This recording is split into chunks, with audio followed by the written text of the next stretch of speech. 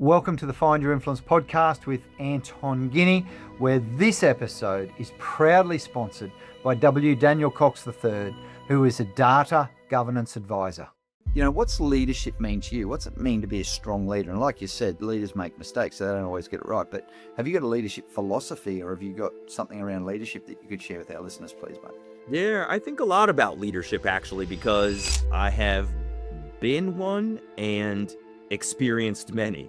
The leader that empowers them and trusts their judgment, but also gives clear direction and guidance, is decisive. There are leaders who are unsure of themselves and they show it, and that can be detrimental, but it can also be empowering, because as the leader, I need to find the people who are smart in the areas where I'm not, so that we can work together towards a solution. Welcome to the Find Your Influence podcast with Anton Guinea, where we unpack all things influence and we help leaders particularly find their influence by talking to amazing humans and finding out what influence means to them, who they've been influenced by and who they have influenced. And this podcast episode, proudly sponsored by the Guinea Group of companies. The Guinea Group helps leaders upgrade, upskill, uplift their teams and their influence. And welcome to part two. Team, we're going to do part one with Damon. Damon's got so much to share today, and Damon and I talked off air, and we just got so much to talk about. And I'm going to take you back a moment or two, if I could. And the golden rule of interviewing Damon, as you know, is to listen to understand, not to reply, and don't come back with a statement or question that's relevant 5 minutes ago. I'm going to break the golden rule.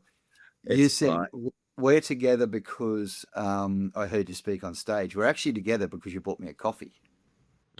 And now you're paying it forward. I love it. That's right. I surely did. We stood right there at Starbucks and you tried to hand me some money. I said, come on, man.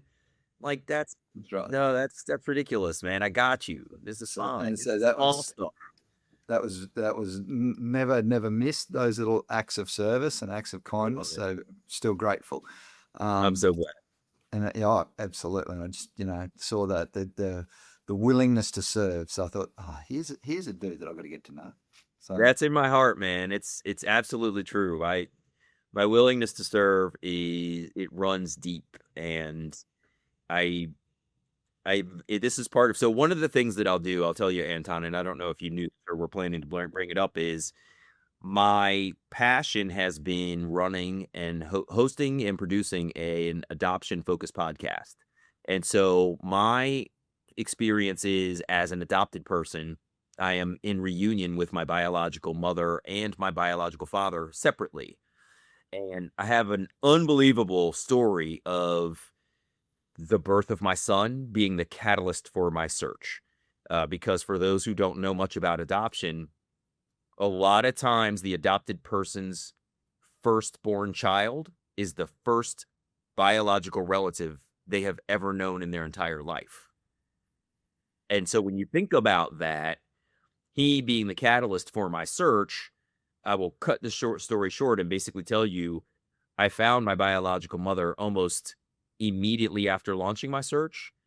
It turned out that coincidentally, when I was working for Barack Obama in the White House at the Department of Health and Human Services in Washington, D.C., I found my birth mother working around the corner from me at the Department of Transportation, literally 3 blocks away. It was one of the most incredible experiences. I was able to surprise her at her office for our reunion day, which coincidentally was the next day after we spoke for the first time, and that day was her birthday. So I surprised her at her office on her birthday. It was incredible. I'm telling you all of this to say that I tell people this story, and folks would say, oh my gosh, that sounds like you should write a book. That sounds like a movie. And it would get all of these evocative responses from people. But every once in a while, I would come across another person and they would say, oh, wow, that's amazing, but I'm adopted too, and that will never happen for me. And the conversation would take a turn where I would say, why won't this happen for you? And they said, oh, I've already searched and they don't want to find me. They don't want to be in contact, excuse me. I've told my adoptive parents that I want to search, and they have forbidden it. I feel guilty about searching while my adoptive parents are alive. I'm going to wait until after they're gone. And the list goes on and on and on and on. I've tried to find them, but I can't find them. The adoption records and the birth records are closed in the state where I was born. And so there are all these hurdles for people in trying to establish adoption reunion. But what that signaled to me was that I had subscribed to my unbelievable story. I was adopted, had an awesome life, worked for an amazing president and an amazing government at a time that I thought was incredibly innovative. And at that pinnacle of my existence, found my birth mother, and bam, look how awesome my life turned out. And I'm so thankful. I know this was painful for you, but I want you to know I'm okay. And so I had what I frequently will jokingly call the Disney version of a reunion, right? It worked out incredibly well. But not everybody has that experience. And so in speaking with all of these other people, I realized that there's such a diversity of experiences that I wanted to help to change the narrative. And so I started the Who Am I Really podcast, where I interview other adopted people about their story of adoption and their attempt to find their biological family members.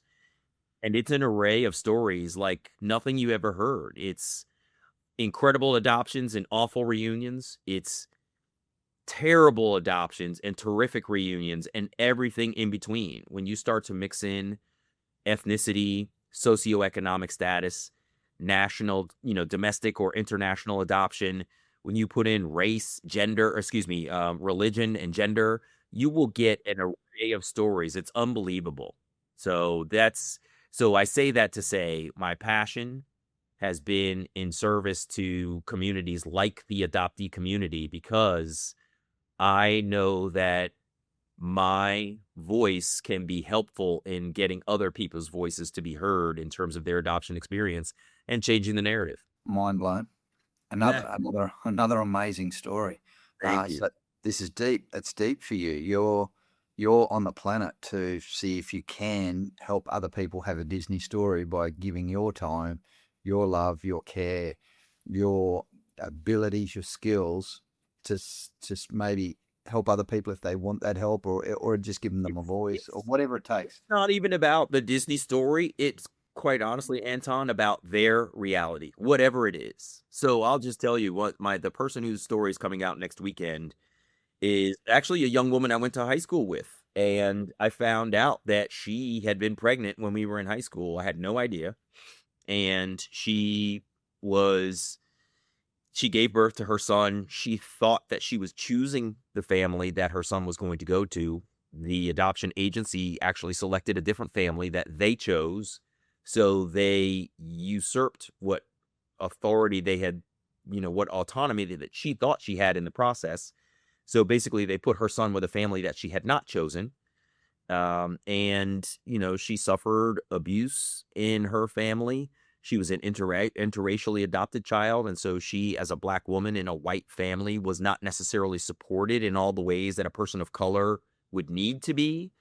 So there's all of these issues. The reason I tell you this is because it's not about helping people to create their Disney story. It's about telling the reality of what adoption can be and what it actually is. And that's an important distinction, because I don't want people to continue to live with false narratives of every adoptee is rescued, every adoption goes well, and every reunion is awesome. The truth is, and I want people to make sure to hear this, adoption never starts from a good place. Think about the fact that every single child that is available for adoption is available for a not so positive reason. And it starts right there. There would be no adoption if there was no reason for that child to be available or placed for adoption in the first place. So we tend to put rose-tinted glasses on when we think about adoption, but the truth is there's a lot of challenge to where adoption even starts, let alone, I'm going to blow your mind with another one. If you think about this, adoption is the transplantation of a child from one family to a completely different family. So just imagine, like, we're two middle-aged, bald-headed guys. We look like we could be brothers. But imagine if I grew up in your family. I would be in a family that doesn't look like me. Every time you and I step out of the house, we might be brothers, but everybody can see, oh, that's the adopted child right there, right? Do you see what I mean? So it's stigma, but it's also just something very private about yourself that you have to live publicly. I had an adoptee who is transracial. I am not. I had 2 Black parents. But I had an adoptee tell me this very thing, that she loved her parents dearly, but as a transracially adopted woman, every time she stepped out of the house, she had to live this private thing about herself publicly. You know what I mean? Imagine if, let's just say you've got some form of cancer and you don't feel like telling everybody all the time, but somehow every time you walked out of your house, your shirt changed from this beautiful white button-down shirt that you have on to one that says, I have this kind of cancer. And you're like, holy crap, how do I get rid of this? There's no way for people to not know this because it keeps being visible. And this is what I'm saying about at least this element of adoption, this transracial component. So I just want people to be cognizant of the challenges. There is a lot of positivity in adoption. I'm not against it. I want people to be realistic about it. That's all I'm saying. Mate, thank you so much. I love it. You're touching on really deep topics and deep stuff. Thank you, man. I just, and thank you. And I'm guessing this stuff hasn't come around, in a heartbeat. There's probably years of thinking in this and years of, trying to articulate and try to. Absolutely. I've been doing this podcast for 8 years. I'm at 278 episodes. No.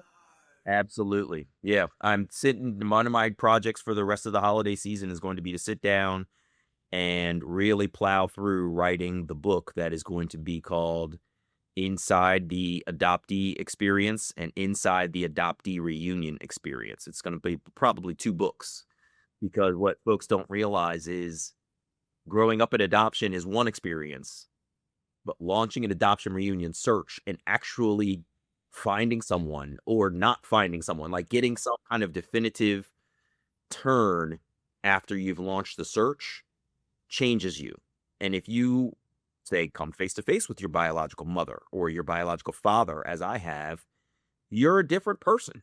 You're seeing mirroring that you've never seen before. Can you imagine, Anton, if you grew up in my house with my Black parents and you never saw mirroring in our family photos and stuff, and then you decide that you're going to go out and search for your biological family, and you meet a bald head, glasses wearing, double green earringed dude that looks just like you would be like, holy crap, this guy looks just like me.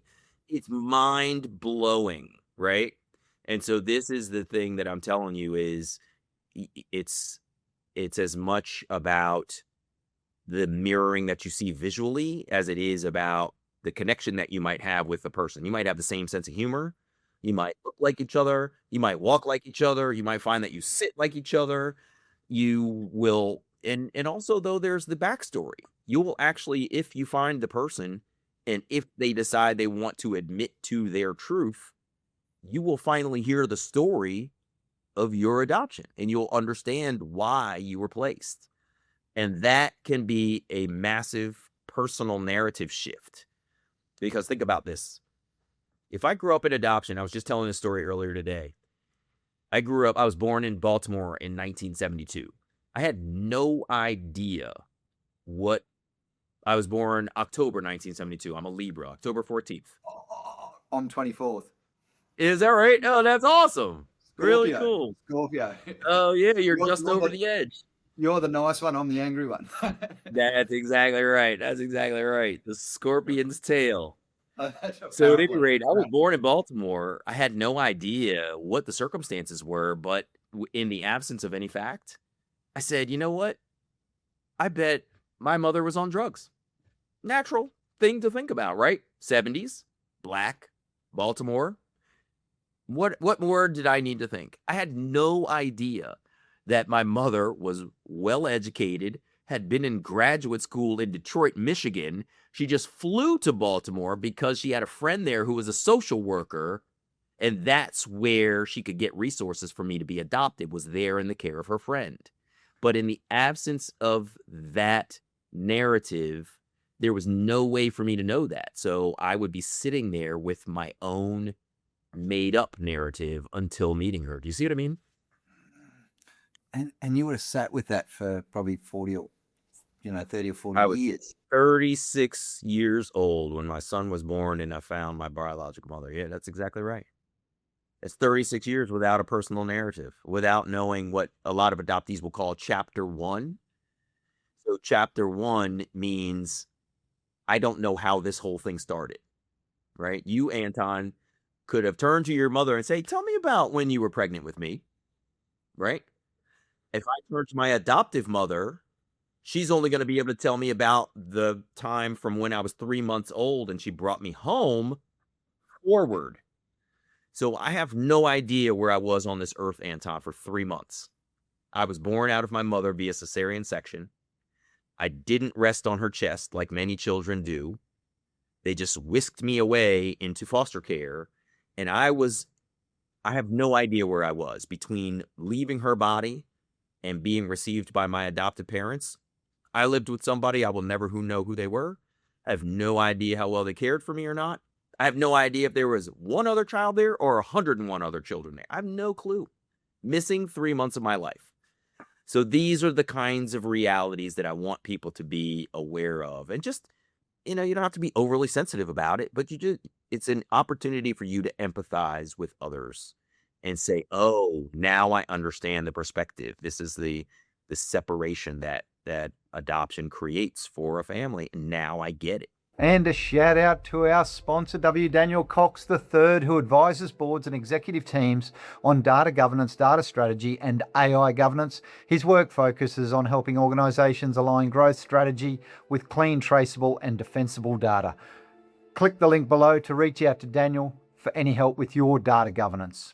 Mate, I feel educated. Seriously, thank you. I'm glad. I don't think this was the direction you wanted to take, but for some reason I felt like opening the door. So I love it, mate. I love it. So Damon, influence. Your dad influenced you. Who's it? What's it like working at the White House, bro? I wasn't in the White House. I was part of the White House staff. So what's interesting about it is the White House deploys people out to the various departments: Department of Education, Transportation, Health, Defense, et cetera, et cetera. So you have what they call appointees. So there's this whole layer of government that spans out from the White House across the entirety of all of the domestic agencies, and even out to our international ambassadors and all these other folks. And so I was an appointee underneath some of the congressionally appointed people. I was part of the staff. But it's amazing, right? You get to be part of this, what at the time was an incredibly innovative agenda, right? I was working at Department of Health. I followed behind some incredible innovators in healthcare who arrived at the agency and they said, holy crap, you guys are collecting all this data. You've got research data at NIH. You've got surveillance data at CDC. You've got all kinds of research and approvals at FDA. We've got Department of Transportation data that shows what traffic patterns and, migration patterns and blah, blah, blah, blah look like. You've got housing data over here. And so people started to recognize that this data that the American people have paid for to be collected and curated is actually the people's data and should be democratized back to them. So now you can go to healthdata.gov, which is a platform I was very lucky to run for several years. And you can find all kinds of data sets from across the United States Department of Health and Human Services. Now, the current political environment may have changed, and they are probably, I know for a fact, they have reduced the number of data sets and they are trying to block some things.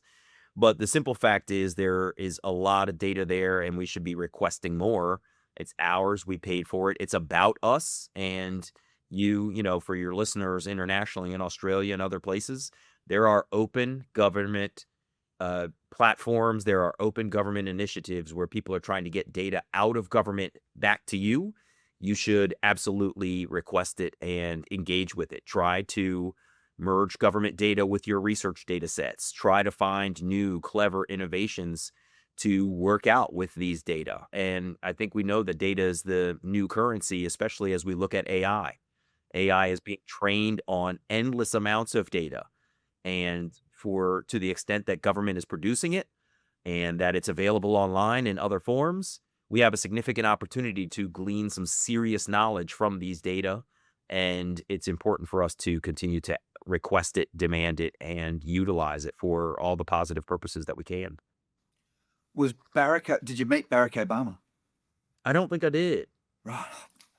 Was I was going to say, was Barack influential? Because I love the speech. You know, everyone remembers. Oh, was Barack Obama? Yeah. Oh, sorry. I What did thought I you say? said Barricade. Oh no, sorry. I think I was speaking Aussie. How do you say? We say Barack Obama. Barack Obama.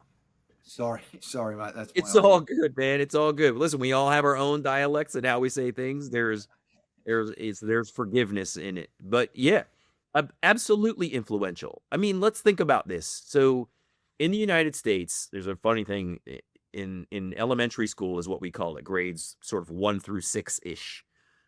Back in the day, you got a ruler or some piece of paper and it had all of the presidents on it. And every single president's face looked like yours, Anton, until the year that Barack Obama was elected, when it finally looked like mine. That was a game change right there. It was centuries, basically, of the United States almost. Not quite centuries, but, 100+ years of the presidency looking a certain way. And then it finally became real that the presidency was really of the people, that someone else who is not a white male could be president. And it was eye-opening. And so you start to get candidates who are Latinos and Latinas, and you get more women candidates, and you get people from various socioeconomic strata versus those who are just born with a silver spoon in their mouth and therefore have the means to, for lack of better words, buy their way into candidacy.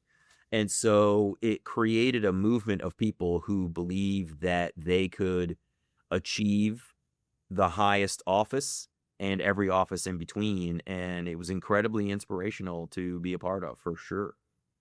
And, listen, I'm not going to say the guy did everything right, but what president does? What leader ever does? Well said. So, it was incredibly inspirational to be a part of. Well done. What a great experience to have. From a leadership perspective, Damon, as you know, we're sort of leadership focused, and we work with leaders at all levels of organisations. And mate, you've seen a leader run a country from very close up. What's leadership mean to you? What's it mean to be a strong leader? And like you said, leaders make mistakes, so they don't always get it right. But have you got a leadership philosophy, or have you got something around leadership that you could share with our listeners, please, mate? Yeah, I think a lot about leadership, actually, because I have been one and experienced many. And I frequently think about the fact that, sometimes in life we want to Frankenstein people together. Like, if I could take a piece of that person and a piece of that person and these pieces of these two people, I can make something amazing. And that tends to be how folks want leaders to be, right? They want the leader that empowers them and trusts their judgment, but also gives clear direction and guidance is decisive. There are leaders who are unsure of themselves and they show it, and that can be detrimental, but it can also be empowering to say, listen, I don't know everything, and this is why I hired you. Because as the leader, I need to find the people who are smart in the areas where I'm not, so that we can work together towards a solution, not that everybody is going to look just to me. And so when I think about leadership, I think that it is comprised of people who recognize that while they are in the position, it takes a team. There is no way to get everything done without supportive people around you who share your vision, mission, values, goals. You may not always agree, but listen, I don't even agree with my own family half the time. You know what I'm saying? But we love each other, and that's how things progress. And this is how things grow, is by diversity of thought. If everybody around the leader is a yes man and they have a homogenous train of thought, they're not going to come up with anything creative. That's going to be the most vanilla, boring, non-innovative organization you've ever been a part of. And to be candid, they're not going to be able to return any shareholder value to anybody who invested in them, because they're not going to be scanning the environment for opportunities. They're going to be scanning the leader's backside to see what direction that person is going. Isn't that interesting? Because a lot of leaders hire people like themselves, Damon, because it's Yeah. easy. You know, we did DISC yesterday, and what we learnt from that is that, and what we know from DISC is that we like people like ourselves. Yes. Oh, it's so easy. Like you and I get on, we've got high our profiles nearly identical, and so we click. But you know, I once heard a person speak one time on a stage, and this person said, "You'll come down to two people when you're hiring. One will be like you, or the identical version of you, because you know you just find the person's like you, and the other will be totally opposite. Mm-hmm. Most of the time, we'll default to the person like us." And this was the message. And this person said, this is the post-it note that I keep on my laptop. I'm getting more clients today. I'm getting more clients today. Uh-huh. The post-it note that this person had, who was actually a Julie, said, "Hire the other person." I love that. Yeah. It's listen, most of the paths in life that are the most fun and interesting are the most challenging, right? And sometimes that means that hiring the individual that's not exactly like you, but is complementary because they have skill sets you don't have, that's massively impactful. You know, it's an interesting thing. Even I'll go back to interpersonal relationships. You know, my wife and I are very much opposite, in my opinion. She's a rule following, safety seeking individual. And I'm I know they made the rules, but they kind of don't apply to me. You know what I mean? Like, I know they wrote the rules for somebody, but they weren't talking about me. And so this is how we are drastically different. She's a conservative minded, not political, but conservative minded, safety driven, comfort driven person. And I pull her out of her comfort zone and she has fun with me. But by the same token, she puts the brakes on me from just slamming the gas to the floor and driving full throttle. She was like, you know, you probably should slow down because I see a couple of turns coming up there that we need to consider. And so this plays out in leadership and professional relationships as well. You may have somebody who is a hyper creator. You can't stop them. They're just so creative and interesting, and they see things from an angle that you can't even imagine. But you also need the person who's going to sit down and go, all right, we got this many dollars. We've got this many days. Here are the rules, guidelines, and guardrails that we have to be cognizant of. And here's what the shareholders are expecting. What fits in the sandbox with your unbelievable, creativity. And so I think that having those opposing forces is incredibly valuable. This is like JT and Francie, right? JT is a gung-ho, absolute creator, and Francie is the get down, get it done, wait, you need to think about this kind of person. Now, Damon, the question that I ask every one of our amazing podcast guests, and you've just been crazy good. Thank you. Would you mind introducing us to one or more people that you think would be great podcast guests? Pretty please. Can you just throw, we'll send you an email if you can just, let us know. Absolutely. That's how we get our next guest. So yeah. I've got guest recommendations for sure. That would be amazing. Mate, I'm a high eye, don't you? So planning, what does the word planning mean again? Talk me through it. I've heard the word. Joe, that's really funny. I've heard of it. My wife seems to do it before our holidays, but besides that, I'm jumping in. I'm actually decently good at it. I don't tend to overshoot expectations of time. That's not a problem for me. I will absolutely look at something, and some people will look at something right before they leave the house and they'll think, oh, I could get that done real quick. And I will absolutely look at something and go, that is not mission critical. That will have to wait. And I'll leave it. And I try to be on time to things because you want to be respectful of other people's time, but you also, I like to get to a place and feel it out. Like let the party, let the event build around you versus you walk in and you're late and you're like, what's happening?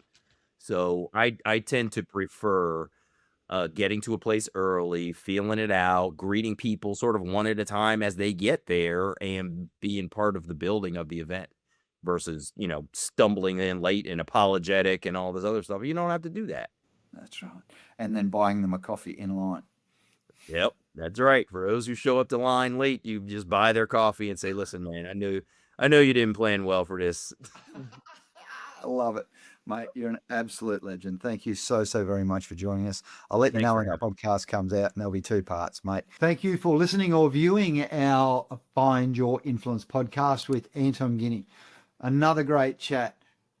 Please be one of the 10% of people who follow and subscribe and like our videos so that you can get more of them and you can hear more of our amazing conversations, the conversations that I get to have and that I get to share.